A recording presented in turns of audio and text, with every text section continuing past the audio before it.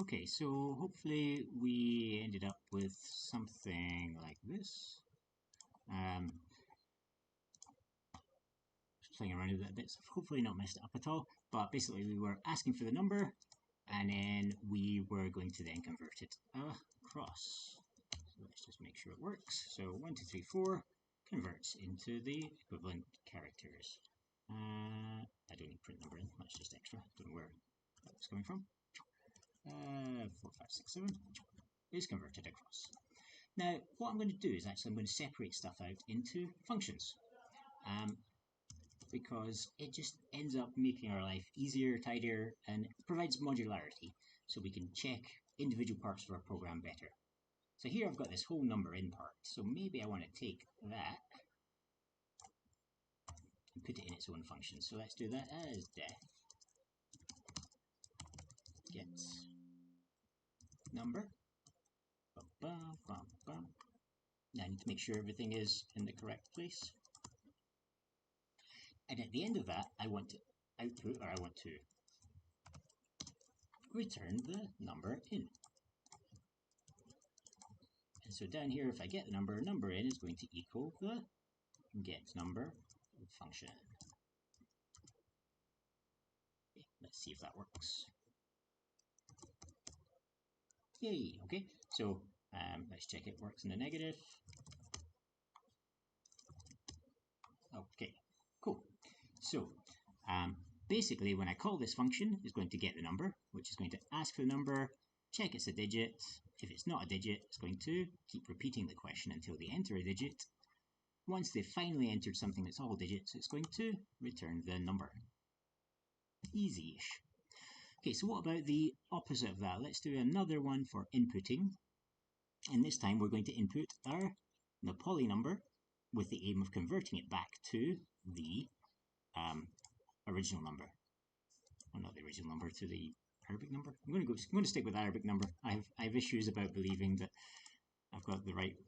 Someone said something the other day, made me think it wasn't Arabic numbers, but I'm going to say Arabic numbers. Anyway, okay, so now I'm going to make a function. I'm going to comment these ones out just so I can test it separately. And what I'm going to do is I'm going to make a function called, let's do def get Napoli. That's going to get the Napoli number. And then I want to call that down there. So I'm going to print get Napoli just to make sure it's working. And what I want to do is, similar to before, I want to get the number.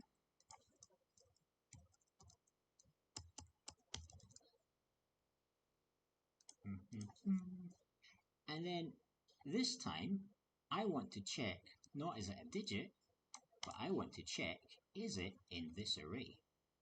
Now, if I'm going to use that array, then I need to declare it as global, or put it in as a parameter. And we're going to get the number in. Now, what I want to do is I want to take each of the number in characters. Let's put a little example here so it's maybe easier to follow.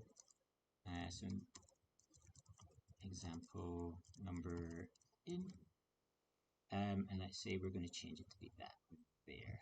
Okay, so the example number in is going to look like that. Okay, so we've got our example number in, which is 0, 1, 2, 3, 4, 5, 6, 7, 8, 9. 7, 8, 9. Okay, so we'll get our example number in. So if they enter that, then we need to take the first character. So number in, and let's do it as a for loop. So for x in range 0 to the length of the number in. We're going to take each character one by one. So first time, number in x will equal this. Next time, number in x will equal that. Next time, number in x will equal that.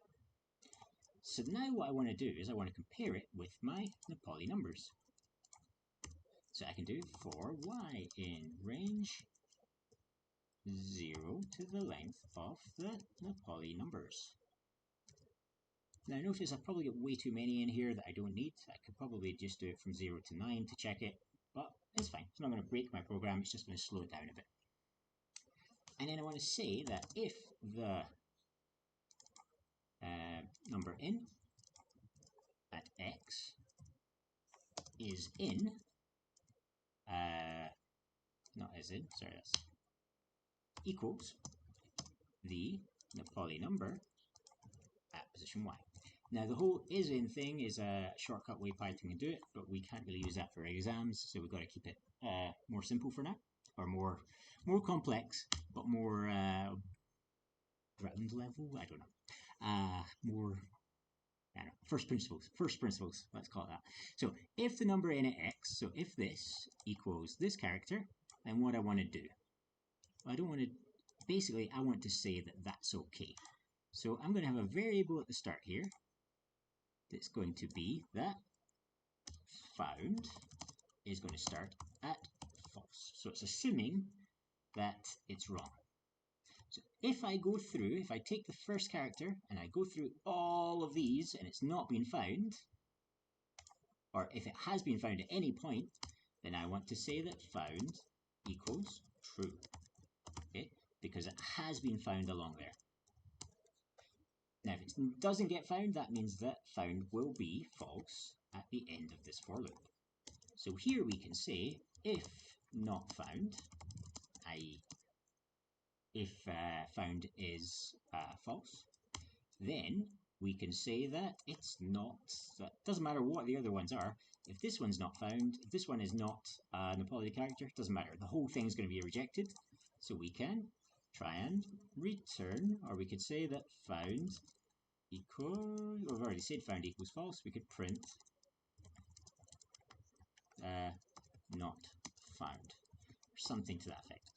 Okay, but what we're going to have to do is actually do that same thing many times. Okay, so if they re-enter it again, so like we had with this case here, we want to keep asking them their question again. Now we could copy that code multiple times, put it in a while loop, but it might just be even tidier for us to put it in our own little function called check Napoli. So let's make our own little function here. We can take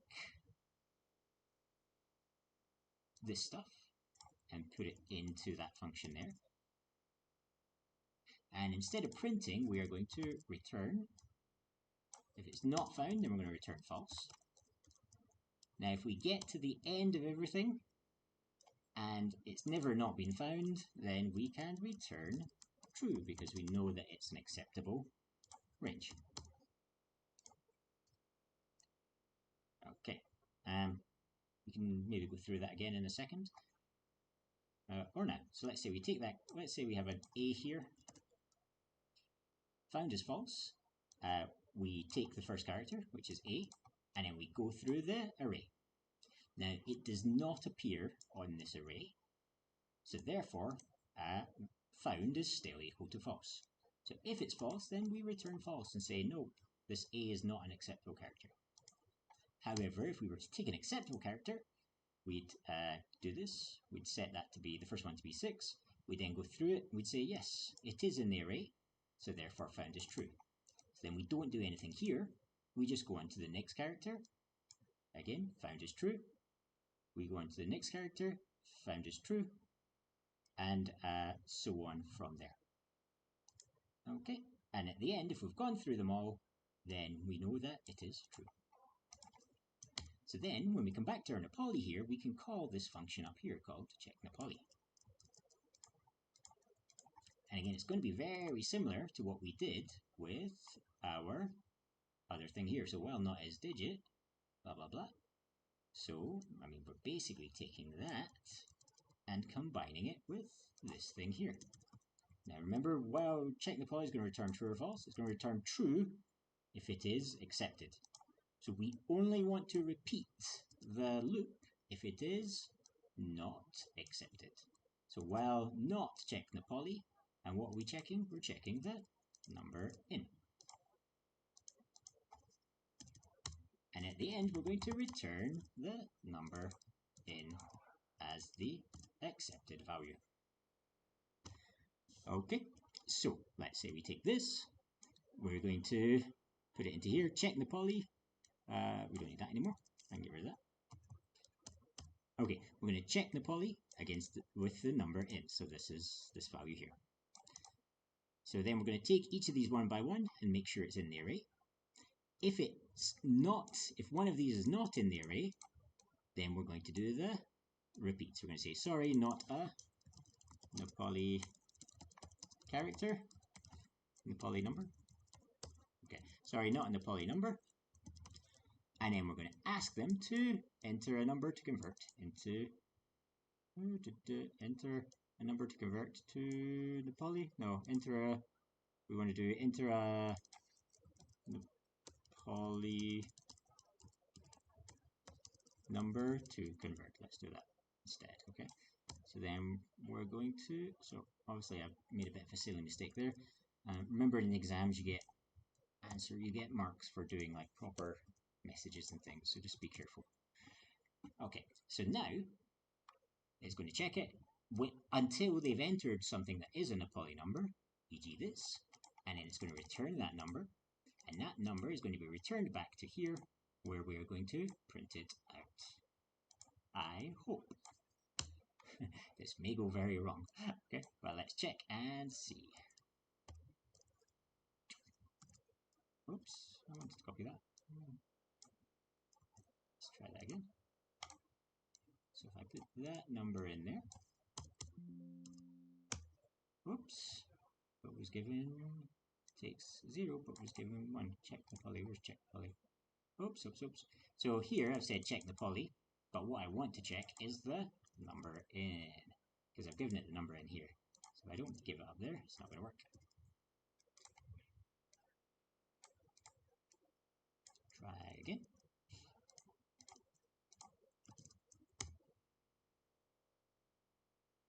Okay, enter a number to convert, so it's checked it, and then we've printed it out. Good, so it's checked that it's okay. Now, what if we were to enter something that is not a Nepali number? Sorry, not Nepali, something else, but when we do give it Nepali, then it's going to accept it.